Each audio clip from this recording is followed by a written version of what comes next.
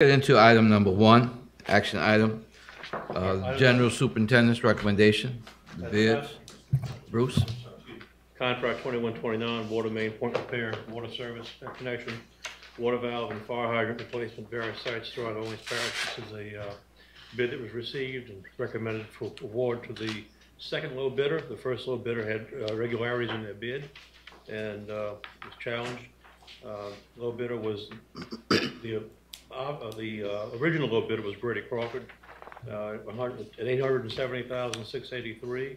The second low bidder was Wallace C. Drennan at $877,164, and then followed by Fleming and RAMJ Construction with bids that were above $1 million. The estimate for this contract is $1 million. The current low bid that we're recommending for Wallace Drennan is below that amount, or within that amount, and the DBE goal for this contract is 36%. This is budgeted under capital program 110, normal extensions and replacements. Recommend award. I actually have questions about that one. Given that, see, I have them written down. Because the Drennan Company's bids tend to triple and double and et cetera from the time that they were awarded. And so are these two bids, I think we have a contract 2111 and 3000 or 30016. That are both with Drennan. The total contract bid was 3, and it was from June 5th, 2015 to August 8th, 2017. The total bid was $3,197,190, and the total contract expenditure was $12,973,531.25. Right. And so are these bids totally separate from that work, or is this continuation? I mean, do we have any hope that these current bids are not going to balloon? Well, let me first say, I have invited Steve Bass, who operates the Networks Administration Department, to address these issues, because these contracts are routed through his department. But we have had problems historically. First of all, the contract you were referring to, the $12 million amount, was one that is coming up for final acceptance and will be closed and out the door. That contract was amended several times with the board's approval during its life under the prior general superintendent, working with Steve, Mr. Bass. Going forward, we're awarding more contracts and hoping to attract more bidders. I can't speak to the history of the one that closed at $12 million, but so I've asked Steve to address that. I expected comments to come up at that point in time when we got those items in the bid. And this is one for contract under final acceptance. Right, it's one that I mentioned. So yeah. Duly noted, Stacy, but I'd like to go back and just let us deal with the order in terms of those bid items, and then when we get to those contracts for final acceptance, to specifically deal with some of the issues, and Steve, have you respond to that, okay? Okay, so I want to make sure we finish what we need to do on the bids, and then we focus on 2129.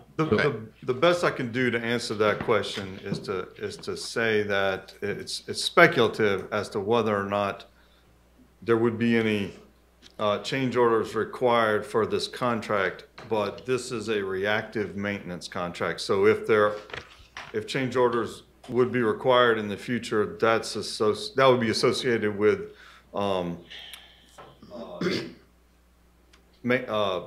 infrastructure failures that are unforeseen and happen in the field, and this was the mechanism available to react and respond to that, and that wouldn't really have anything to do with the contractor, whether it would be the same situation regardless of what contractor was selected. The only way that the contractor would factor into it is whether or not they were willing to respond if the work was assigned to them. And then in some cases, the work may be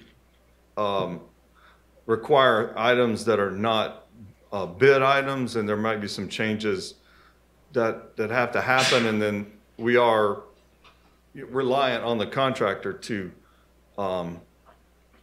if their contract doesn't require them to do that kind of work, they may refuse. But other than that, Let me step in. Regarding the new contracts, the staff will be required to manage them so that they don't escalate to $12 million over the original bid amount, whatever that percent increase that was, I don't recall. It seems like it's kind of the same work, so that's why I'm wondering, are these contracts replacing those two contracts, and is work? There are more. There are more contracts, and they rotate. In this case, what happens from time to time is you have an emergency, and you have a contract that is available, it's open. To protect the interest of the public, we will use that contract if necessary. But it's not the intention of having the contract escalate from $2 million to $12 million. We have to better manage that. Right. And staff, I have addressed this to staff, Steve's staff, to develop more contracts and develop contracts that have a greater capacity. So in this particular instance, it's a relatively small contract, $1 million, but going forward, it's supposed to be on the order of $4 to $5 million. So we don't have to have these repetitious changes. And we're also going to be talking to contractors about ways to attract other contractors so we have a more competitive atmosphere in the bidding process. Okay. Mr. Chair, Yes. I think this is part of a longer conversation that Right, it we've is. had at various meetings, various committee meetings, and I would like to request that somebody look into including anticipated reasons for, change orders and better manage this process when we let the contract identify factors that might suggest change orders and, kind of keep a closer hold on this. The other way to manage it is to let a new contract as opposed, because I don't know how you run your budget if you have a habit of like tripling and quadrupling the contract amount. Right. That really, I'd like to ask for the staff, if everybody agrees with this approach, to come up with some suggestions to us how we can better address this on the front end of the contract. Bruce, Well, you got we will, and a couple items on the front edge of that would be larger contracts, first of all, instead of $1 million contracts, which we know typically get burned up over rather quickly, especially with the backlog of repairs we have to address. Also, the fact that we have the same contractors bidding and not a broad spectrum of competition. Well, once again, I'm on here. I'm not a finance person, but I do work for cities, and I do look at contracts all the time. And I can tell you, for any HUD contracts or any contracts where there's federal monitoring, this amount of change orders, there'd be red flags flying everywhere. And if we have a backlog of change orders, a backlog of repairs, then it seems that we should, from that backlog of repairs, be able to make a reasonable scope of work for a contract. And what is the bottom line, the threshold at which when there's a change order, like you might expect 15, maybe even 20-something% in change orders, but where's our threshold for when we say, okay, we got to pull this back and look at issuing another RFP? Well, we are issuing new contracts. In the interim, though, if there's an emergency, we have to have an avenue to respond to it. So we will use whatever contract we have available and report to the board those actions in the interim until we have these new contracts in place. but I think Long term, we are working toward developing newer contracts and also changing the terms of the contracts so that they're not all the same. We have contracts that focus on larger size lines smaller lines, or contracts that focus on just residential areas as opposed to the French Quarter and the CBD, where the work is much more detailed and difficult. So you get a varying response of bids depending upon that type. Historically, the contracts have always generally been the same, regardless of where the work is. Right.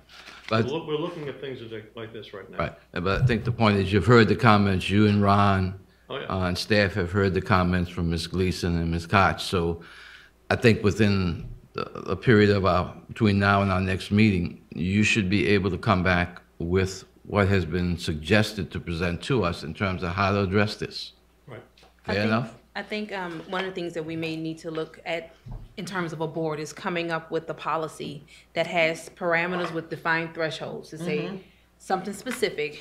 Once we get above change order 7, then the new contract must be let. Or once we get over a certain percentage in terms of the amount of the original contract, then we may need to look at issuing a new contract once those thresholds or benchmarks have been met. I think that would be a reasonable solution in terms of the sentiments expressed by the board and what you actually experience in the field. And Okay. the other, is any work still happening under those 2 contracts that I mentioned earlier? The ones that are for recommended to be closed. 2111 and contract 2123. Yeah, let's discuss that when we get to Okay. those. Those are the ones that are being closed, so there's no Right. more work going No on. more work. That's all I wanted to know before we Okay. get a new one. We can actually do the bids, and you can make a motion at that time if you don't want to accept or the entire general superintendent's report. So you can actually break it up into the bids, emergency repair, and contract final acceptance if you would like, instead of taking it in global, however you decide to Right, proceed. that's what I thought we were going to do. Okay. Right, well, Okay. I was planning to go through them one bit by bit by bit. Sorry. Okay, so we do have the explanation on contract 2129. It's been presented by Mr. Adams. There are no further questions on that one. Do we have a motion? I move for acceptance of Resolution 054-2018, Contract 2129. Second? Second. Any other questions? If not, all in favor? Aye. Opposed? Motion carries.